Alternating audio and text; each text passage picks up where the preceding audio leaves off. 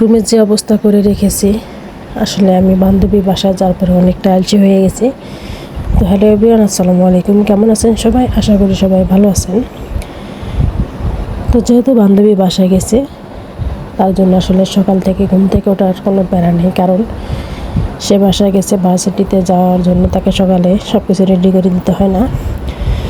তো যাই হোক, এখন আমি এই রুমটাকে সুন্দর করে গুছাবো। যত কাপড় চোপড় সব এলোমেলো করে রেখেছি, কোন জিনিস কোথায় রাখছে নিজেও জানি না।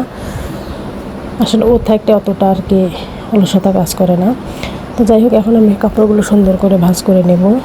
আর এগুলো ভাঁজ করা হয়ে গেলে আমি সব কিছু ওগুলো পরিষ্কার করে তারপর রুমটাকে ঝাড়ু দেব।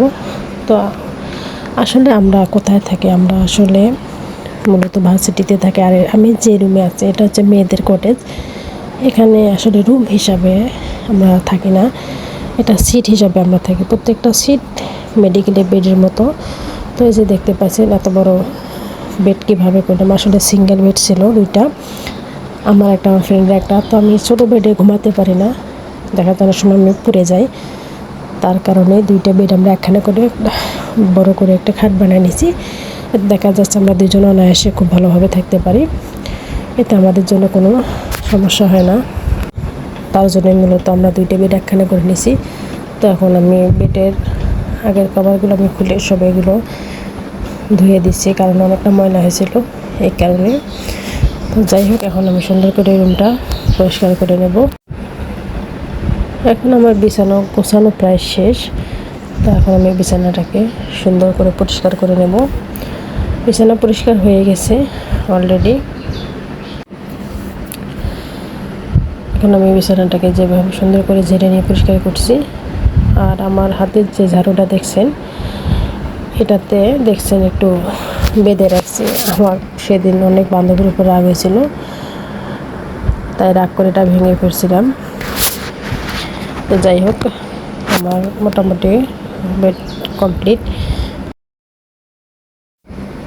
এখন আমি রুমটাকে খুব ভালো করে পরিষ্কার করে নেব। আর তার জন্য আমি এখানে পুরো রুমটা ঝাড়ু দিয়ে নিচ্ছি ভালোভাবে।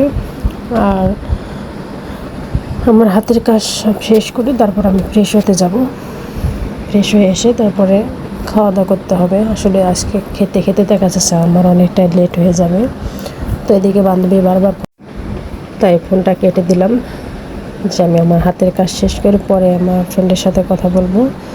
সে বারবার ফোন দিচ্ছে, আমি ফোনটা কেটে দিছি। এর জন্য বান্ধবী রাগ করছে। সমস্যা নেই, আমি কাজ শেষ করে ফ্রি হয়ে তাকে ফোন দিয়ে তার রাগ ভাঙাবো। তো গাইজ, আমার রুমটা গোছানো কমপ্লিট। কেমন হয়েছে আজকের ভিডিওটি অবশ্যই কমেন্ট করে জানাবেন। ধন্যবাদ সবাইকে।